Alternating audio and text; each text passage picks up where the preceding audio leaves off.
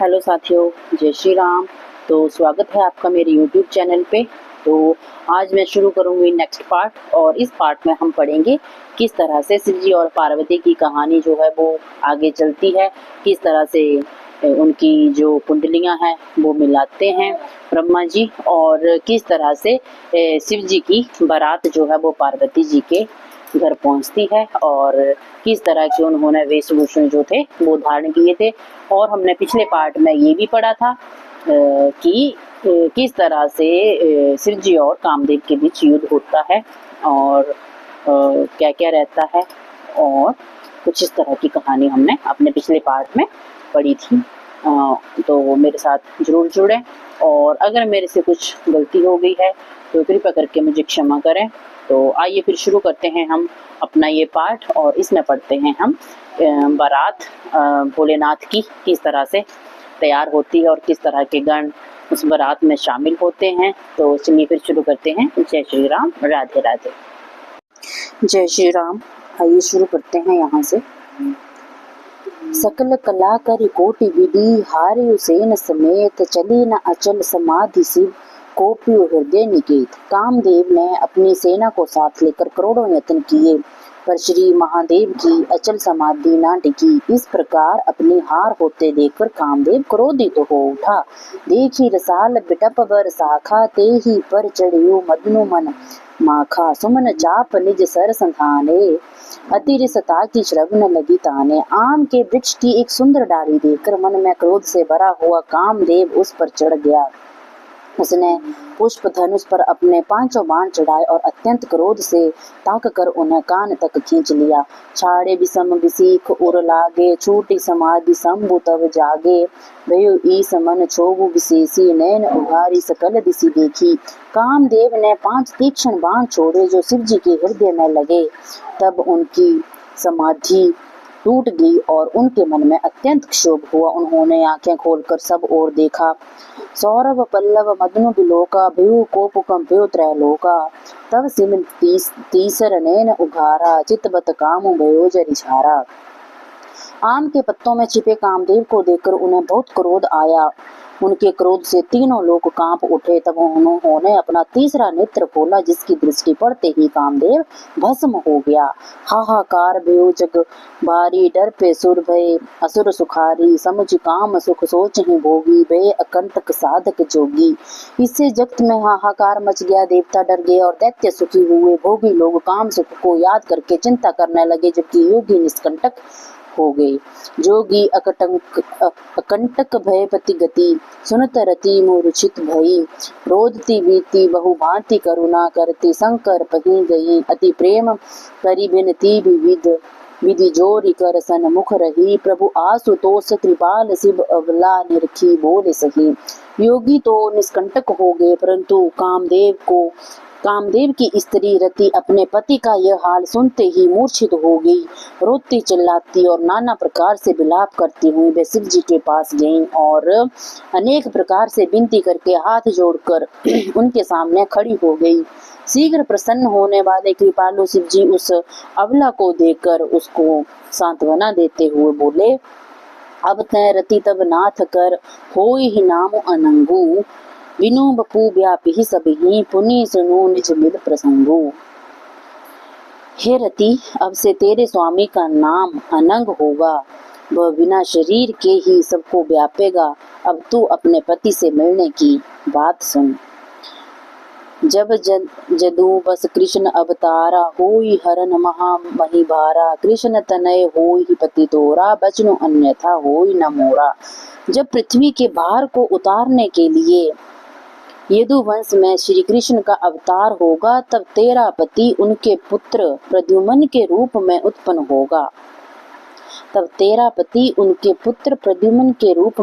होगा। मेरा यह वचन व्यर्थ नहीं जाएगा। रति गवानी सुनि शंकर वाणी, कथा अपर अब कहूँ बखानी। देवन समाचार सब पाए, ब्रह्मादिक वैकुंठ सिधाए। शिव जी के वचन सुनकर रति चली गई। अब विस्तार पूर्वक दूसरी कथा कहता हूँ। ब्रह्मादि देवताओं ने ये सब समाचार सुने तो वे वैकुंठ को चल दिए। सब सुर विष्णु बिरंची समेता, गए जहाँ शिव कृपा निकेता, पृथक पृथक तिन्ह किन्हीं प्रशंसा, भय प्रसन्न चंद्र अब तंसा। फिर वहां से विष्णु और ब्रह्मा सहित सभी देवता शिव जी के पास पहुंचे। उन सब ने शिव जी की अलग अलग स्तुति की। तब शिव जी प्रसन्न हो गए। बोले, कृपा सिंधु वृषकेतु, कहु अमर आए कही हेतु, कह विधि तुम प्रभु अंतर जामे, तदपि भक्ति बस बिनवो स्वामी। शिव जी बोले, हे देवताओं कहिए आप किस लिए आए हैं। ब्रह्मा जी ने कहा, हे प्रभु आप अंतर्यामी हैं, तथापि मैं भक्ति वश आपसे विनती करता हूँ।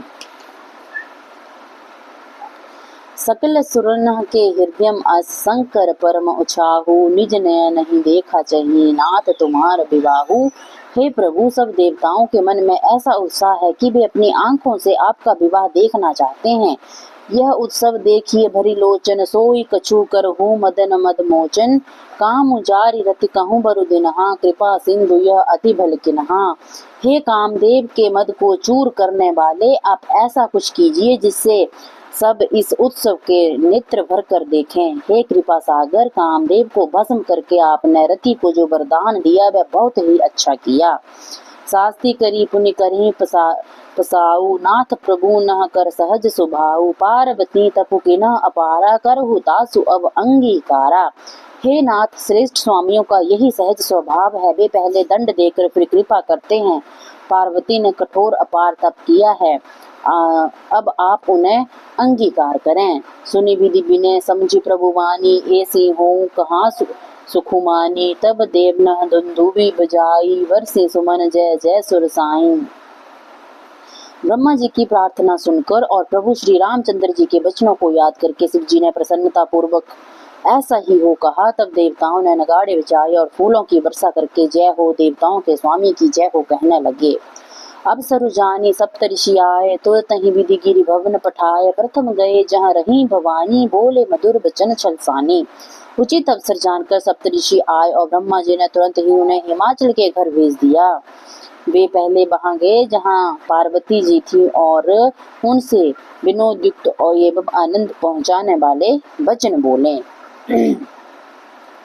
कहा हमार न सुने हूँ तब नारद के उपदेश, अब भा झूठ तुम्हारपन जारयु काम महेश। नारद जी के उपदेश से तुमने उस समय हमारी बात नहीं सुनी, अब तो तुम्हारा प्रण झूठा हो गया, क्योंकि महादेव जी ने काम को ही भस्म कर डाला। सुनी बोली मुसुकाई भवानी, उचित केहू मुनिवर विज्ञानी, तुम रे जान काम अब जारा, अब लगी शंभु रहे सविकारा। ये सुनकर पार्वती जी मुस्कुरा कर बोली, हे मुनिवरों, आपने उचित ही कहा। आपकी समझ में शिव जी ने कामदेव को अब जलाया है, यानी अब तक वे विकार युक्त ही रहे। हमरे जान सदा शिव जोगी, अज अनवद अकाम अभोगी, जो मैं शिव से अस जानी, प्रीति समेत करम मन बानी। किंतु मेरी समझ में तो शिव जी सदा से ही योगी, अजन्मा, अनित्य, काम रहित और भोगहीन है। यदि मैंने शिव जी को ऐसा समझकर मन वचन और कर्म से प्रेम सहित उनकी सेवा की है, तो हमारपन सुनहु मुनीसा, करी है सत्य कृपा निधि ईसा। तुम जो कहाँ हर जारे हमारा, सोई अति बड़ अविवेक तुम्हारा। तो भी कृपा निधान भगवान मेरी प्रतिज्ञा को सत्य करेंगे।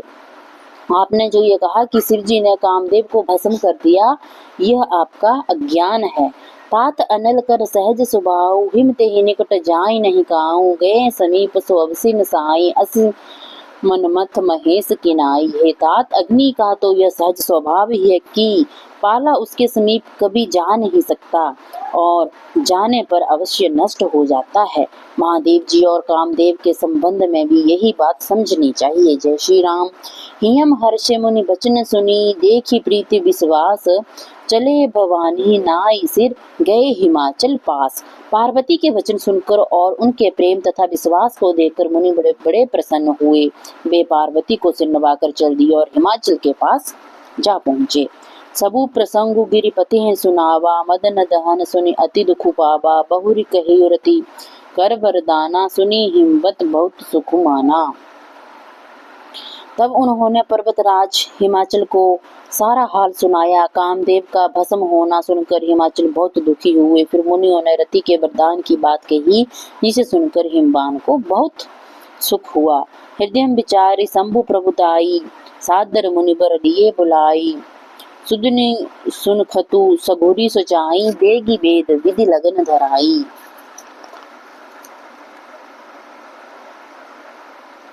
शिव जी के प्रभाव को मन में विचार कर हिमाचल ने उन मुनियों को आदर पूर्वक बुला लिया और उनसे शुभ दिन, शुभ नक्षत्र और शुभ घड़ी में वेद विधि के अनुसार शीघ्र ही लग्न निश्चय करा लिया।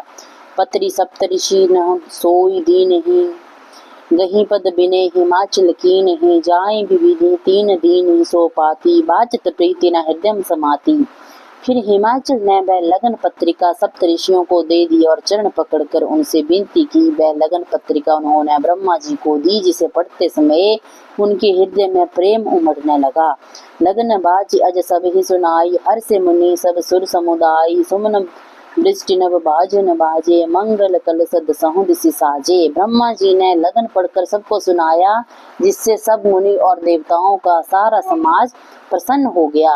आकाश से फूलों की वर्षा होने लगी, बाजे बजने लगे और दशों दिशाओं में मंगल कलश सजा दिए गए। लगे संवारन सकल सुर, वाहन विविध विमान। होई सगुन मंगल सुबद, करहीं अप्सरा गान। सब देवता अपने भांति भांति के वाहन विमान सजाने लगे, कल्याणप्रद मंगल शकुन होने लगे और अप्सराएं गीत गाने लगी। शिव ही शंभु गुण करे सिंगारा, जटा मुकुट अहि मोर संबारा। कुंडल कंकन पहिरे बेहाला, तन विभूति पटके हरि छाला। शिव जी के गण उनका श्रृंगार करने लगे। जटाओं का मुकुट बनाकर उस पर सांपों का मोर सजाया गया। शिव जी ने सांपों के ही कुंडल और कंकन पहने, शरीर पर भभूत रमाई और वस्त्र की जगह बागंबर लपेट लिया। शशि ललाट सुंदर सिर गंगा, नैन तिनी उपवीत भुजंगा। गर्ल कंठ उर नर सिर माला, असि बेश शिव धाम कृपाला। शिव जी के मस्तक पर चंद्रमा, सिर पर गंगा जी, तीन नेत्र, सांपों का जनेऊ, गले में विष और छाती पर नरमुंडों की माला थी। इस प्रकार अशुभ वेश होने पर भी वे कल्याण के धाम और कृपालु हैं। कर त्रिशूल अरु डमरू बिराजा, चले बसह चढ़ी बाज ही बाजा। देखि शिव ही सुर त्रिय मुसुकाहि, वर लायक दुल्हिनी जग नाही। एक हाथ में त्रिशूल और दूसरे में डमरू लेकर शिवजी बैल पर चढ़कर चले, बाजे बज रहे हैं। शिवजी को देखकर देवांगनाएं मुस्कुरा रही हैं और कह रही हैं कि इस वर के योग्य दुल्हन संसार में नहीं मिलेगी। बोलिए पार्वती मैया की जय। विष्णु बिरंची आदि सुर ब्राता, चढ़ी चढ़ी वाहन चले बराता। सुर समाज सब भांति अनूपा, नहीं बरात दूल्ह अनुरूपा। विष्णु और ब्रह्मा आदि देवताओं के समूह अपने अपने वाहनों पर चढ़कर बरात में चले। देवताओं का समाज सब प्रकार से सुंदर था, पर दूल्हे के योग्य बरात ना थी। जय श्री राम। विष्णु कहा अस भेसी, तब बोली सकल दिशि राज। बिलग बिलग होई चलहूं, सब निज निज सहित समाज। तब विष्णु भगवान ने सब दिक्पालों को बुलाकर हंस कर कहा कि सब लोग अपने अपने दल के समेत अलग अलग होकर चलें। बर अनुहारी बरात न भाई, हंसी करे पर पुर जाई। विष्णु बचन सुनि सुर मुस्काने, निज निज सेन सहित बिलगाने। हम लोगों की यह बारात बर के योग्य नहीं है, क्या पराये नगर में जाकर हंसी कराओगे? विष्णु भगवान की बात सुनकर देवता मुस्कुराए और अपने अपने दल के सहित अलग हो गए। मन ही मन महेश मुसुकाही, हरि के बिंग बचन नहीं जाही। अति प्रिय बचन सुनत प्रिय केरे, भृंग ही प्रेरी सकल गण टेरे। महादेव जी यह देखकर मन ही मन मुस्कुराते हैं कि विष्णु भगवान दिल लगी नहीं छोड़ते। विष्णु भगवान के इन प्रिय वचनों को सुनकर शिव जी ने भी भृंगी को भेजकर अपने सब गणों को बुलवा लिया। शिव अनुशासन सुनि सब आए, प्रभु पद जलज शीस तिन्ह नाए। नाना वाहन नाना वेशा, विसे शिव समाज निज देखा। शिव जी की आज्ञा सुनते ही सब चले आए और उन्होंने स्वामी के चरण कमलों में सिर नवाया। भांति भांति की सवारियां और भांति भांति के वेश वाले अपने समाज को देखकर शिव जी हंसे। को मुखहीन विपुल मुख काहू, बिनु पद कर को बहुपद बाहू। विपुल नयन को नयन विहीना, रिष्ट पुष्ट को अति तन खीना। कोई बिना मुख का है, किसी के अनेक मुख हैं। कोई बिना हाथ पैर का है, तो किसी के कई हाथ पैर हैं। किसी के अनेक आंखें, तो किसी के पास एक भी आंख नहीं है। कोई बहुत मोटा ताजा है, तो कोई अत्यंत दुबला पतला है। तन खीन को अति पीन पावन को अपावन गति धरें। भूषण कराल कपाल कर सब सद्य सोनित तन भरें। खर स्वान सुअर श्रृकाल मुख गण वेश अगणित को गने। बहुजिन सप्रेत पिशाच जोगी जमात बरनत नहीं बने। कोई बहुत दुबला, कोई बहुत मोटा, कोई पवित्र तो कोई अपवित्र वेश धारण किए हुए हैं। सब भयंकर गहने पहने, हाथ में कपाल लिए हैं और सबके सब शरीर में ताजा खून लपेटे हुए हैं। गधे कुत्ते सूअर और सियार के से उनके मुख हैं। गणों के अनगिनत वेशों को कौन गिने। अनेक प्रकार के प्रेत पिशाच और ये गाग्नियों का वर्णन करते नहीं बनता। जय श्री राम, राधे राधे। हाँ जी, तो जय श्री राम, राधे राधे।